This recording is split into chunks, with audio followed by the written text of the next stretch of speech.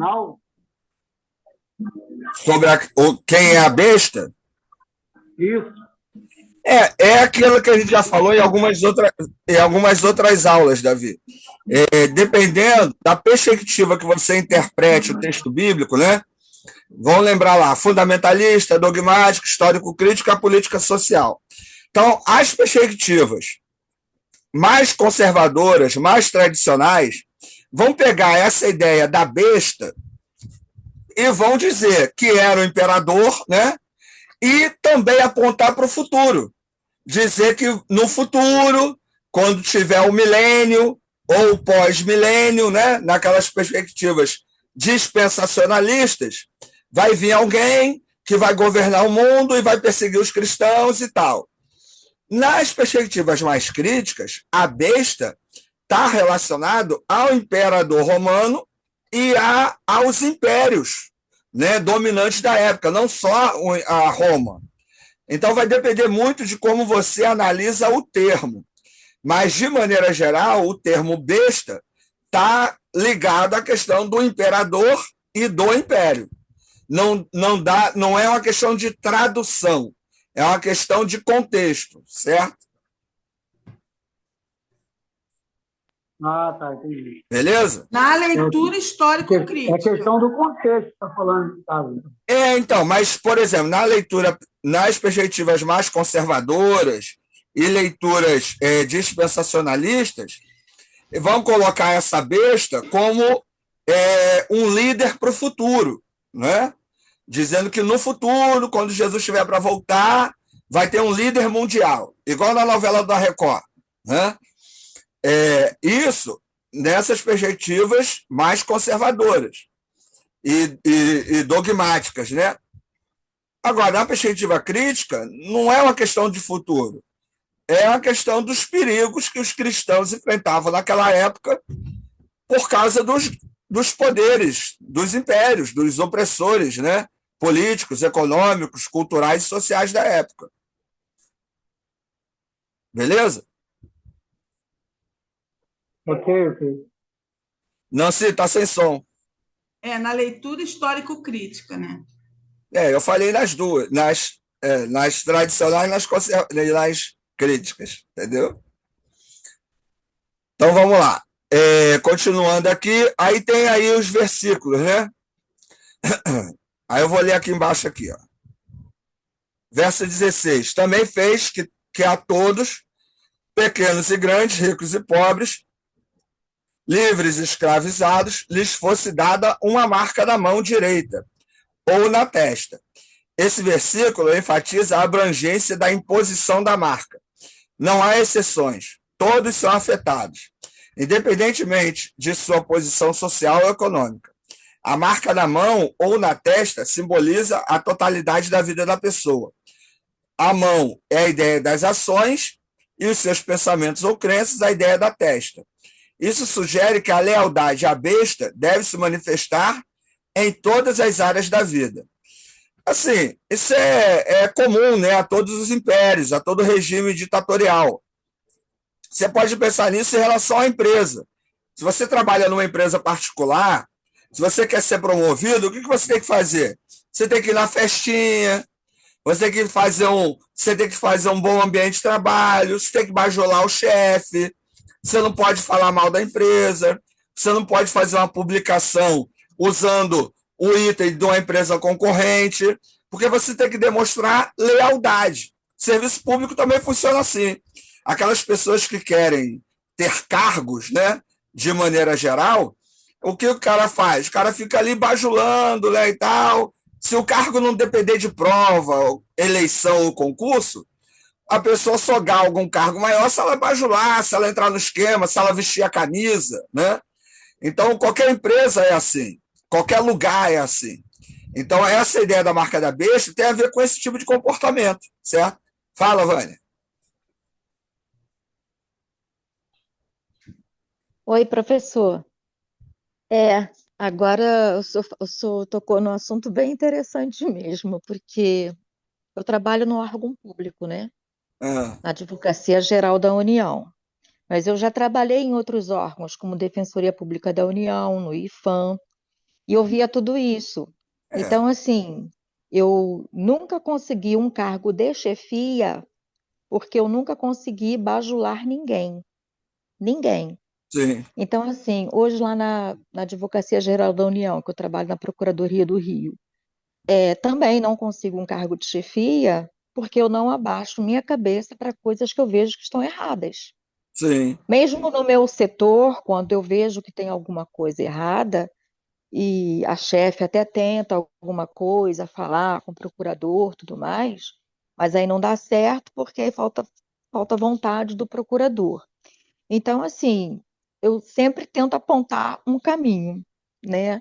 E então, ao longo da minha vida toda profissional, foi sempre assim, tanto na parte quando eu trabalhei em empresas privadas também, às vezes eu estava conseguindo alcançar, né, por tudo que eu trabalhava, Sim. mas eu não conseguia atingir um cargo de chefia porque eu não consigo ser bajuladora, Porque você não isso não, demonstrava lealdade ao império, entendeu? entendeu? Não vestir a camisa. E aí, Exatamente. eu trago isso também para dentro da minha igreja. Qualquer lugar é assim. Qualquer grupo E de pessoas assim, é assim. eu não vou ser, nunca vou ser bajuladora de ninguém. Eu não fico bajulando ninguém na minha igreja. Se eu gosto de uma pessoa, eu gosto dela de verdade. Então, assim, Sim. as amizades mais sinceras que eu tenho na minha igreja são pessoas bem mais humildes, né? São pessoas que as outras não dão tanta importância assim, mas que me fazem bem, porque eu não Sim. preciso ficar bajulando ninguém. Então, Então, essa questão, Vânia, de vestir a camisa, isso é comum a qualquer grupo de pessoas, até do time de futebol do bairro, né? Se o cara quiser ser titular e ele não tiver a política da boa vizinhança, né, que é aquele lance, e aí, tal, como é que tá? É na igreja, é no trabalho, é na escola, é na família, né? Assim, Essa ser linguagem que o assim, Apocalipse vai usar ser é a assim, linguagem eu não comum do ser consigo humano. ser. É, mas assim, eu não consigo ser assim, Não é, né? eu sei. Então, assim, né? Eu tenho os meus valores, eu tenho os meus princípios, e aí eu não consigo, para me dar bem em alguma situação, tentar bajular, tentar agradar, O ideal né? é isso. Na questão do Apocalipse, o que o autor está querendo demonstrar? Que esse tipo de comportamento ele é porque as pessoas dizem assim, isso é algo espiritual. A espiritualidade, ela se manifesta no dia a dia. Por exemplo, você falou aí do teu trabalho. Você é espiritual no teu trabalho. Você é espiritual com a tua vizinhança, com a tua família. A maneira como você se comporta demonstra a sua espiritualidade. Aí muita gente fica preocupado quando lê o Apocalipse, com o futuro, com o que está por vir. E aí o cara está fazendo aliança com um monte de gente que não vale nada, com corrupto, com mentiroso, com malandro, achando que é só para o futuro. Não, e o texto está falando dessa realidade, entendeu? Então é justamente isso. Essa ideia do vestir a camisa é esse comportamento aí da marca da besta, né? Então, aí voltando até ao que a Nancy perguntou. Hoje está pior. Não, sempre existiu. Sempre existiu gente desleal, sempre existiu gente falsa. Né? Apocalipse está falando disso também. Vamos lá, o 17. E que ninguém pudesse comprar ou vender, a não ser aquele que tivesse a marca, que é o nome da besta ou o número do seu nome. Esse versículo destaca as consequências econômicas da falta da marca. A imposição de não poder comprar ou vender é uma forma de controle social e econômico, significando que aqueles que não se conformam ao sistema da besta são excluídos da vida econômica. O nome da besta ou o número do seu nome sugere que a marca é um sinal de identificação que vincula o indivíduo ao sistema opressor. Então, a Vânia não vai conseguir mais dinheiro porque ela não vestiu a camisa, porque ela não tem a marca da besta. Entendeu? Então, olha só, eu não consigo comprar mais. Por quê? Porque eu não vesti a camisa. Então, isso acontece no trabalho? Acontece no trabalho. Então, você às vezes não consegue galgar mais passos, porque você não tem a marca da besta, né? Então, essa questão que eu queria destacar não é só uma questão, isso não é espiritual na ideia que o diabo vai vir aqui, vai marcar você com o sinal do tridente e aí você vai para o inferno por causa disso. Já tem muita gente aí com a marca da besta por aí, nessa perspectiva. Gente que está se vendendo, cristãos que estão se aliando, pastores, líderes evangélicos, se aliando ao império, né? Andando com a marca da besta, e o Apocalipse está batendo nisso. Ou seja, não é o comportamento adequado, né? O cristão ele tem que ser leal ao cristianismo, e não a político, né? E a traficante. Tem pastor hoje que ora por traficante, que ora por miliciano. Olha que absurdo, né? Não ora para o cara se converter, não. Ora para Deus abençoar o trabalho do cara. Chega a ser ridículo, né? Mas, isso é de hoje? Não é de hoje, né? O 18. Aqui está a sabedoria. Aquele que tem entendimento, calcule o número da besta, pois é o número de um homem, e o seu número é 666. Este versículo convida à reflexão e ao discernimento.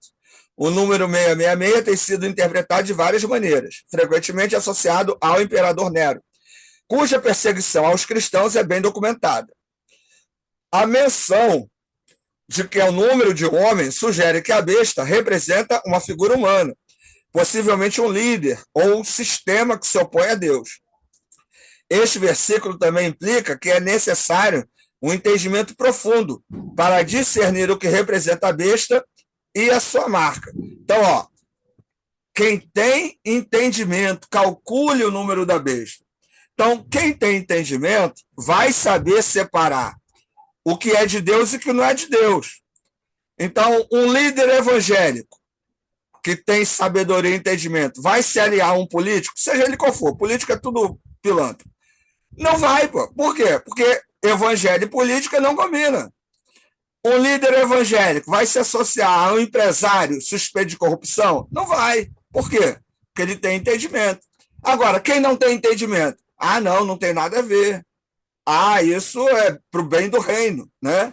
Até a gente já comentou aqui uma vez aí, saiu uma reportagem no Fantástico, o pastor lá, deputado, recebendo a propina, ele orou agradecendo a Deus pela propina, na frente do outro lá que estava aliciando ele. Olha, uma pessoa dessa não sabe quem é Deus, não sabe quem é o Evangelho, não sabe o que é a Bíblia. Não tem entendimento, né? Está se aliando à besta, está com a marca da besta, né? Nesse sentido, e achando que é comum, né? E é tão comum hoje que a gente percebe aí, né? Lamentavelmente. Então, esse termo marca da besta, gente, ele vai muito além de uma questão de um mal futuro, né? Ele simboliza a falta de lealdade das pessoas aos valores do reino de Deus. Em busca de quê? Em busca de proveito próprio, pelo medo da escassez. O medo faz muita gente abandonar a fé, né? O medo é natural do ser humano, é algo que vamos carregar a vida toda, mas o medo não pode ser forte o suficiente para fazer com que abandonemos a fé, né? E naquela época, por conta do medo do futuro, as pessoas eram desleais a Deus, né? E aos seus valores. E hoje isso também acontece de inúmeras maneiras. Então, quando falamos aí da marca da besta, vai muito além de uma questão só religiosa. Isso tem a ver com a questão cultural, social, política, econômica da época, e hoje, né, vai se refletir nos diversos comportamentos que a gente tem visto aí no dia a dia, que tem a ver com esse tipo de mensagem que a gente precisa combater, né? Esse negócio de andar com quem não presta para poder ter o sustento é muito natural. Concluindo aí, né, que está acabando nosso tempo, a interpretação da marca da besta como um documento ligado ao culto ao imperador enriquece nossa compreensão do texto de Apocalipse. Isso nos lembra da importância de discernir as influências culturais e de manter a lealdade a Deus, independente das pressões externas, né?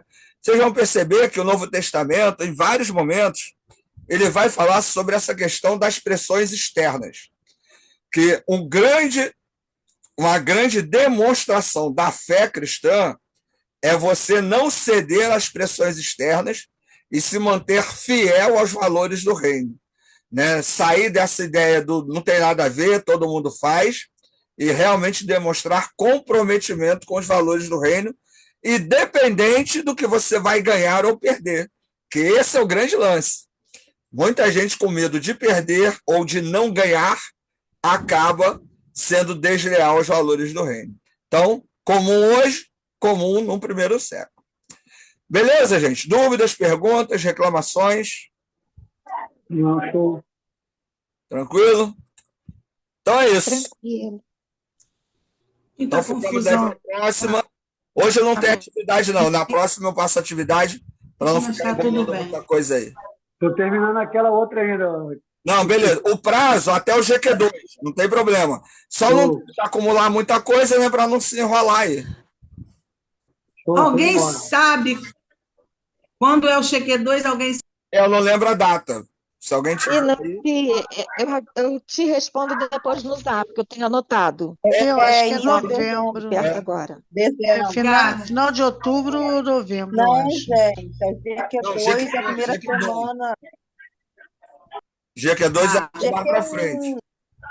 A GQ2 é a Obrigada. primeira Ah, semana de GQ2 novembro. é mais lá para Sei que é em frente. novembro. Dezembro. Depois joga lá no grupo lá, se alguém tiver o calendário aí. Se eu achar aqui, eu jogo também. Obrigada. Tá, beleza então. Valeu, gente. Boa Falou, boa noite. noite, Boa pessoal. noite.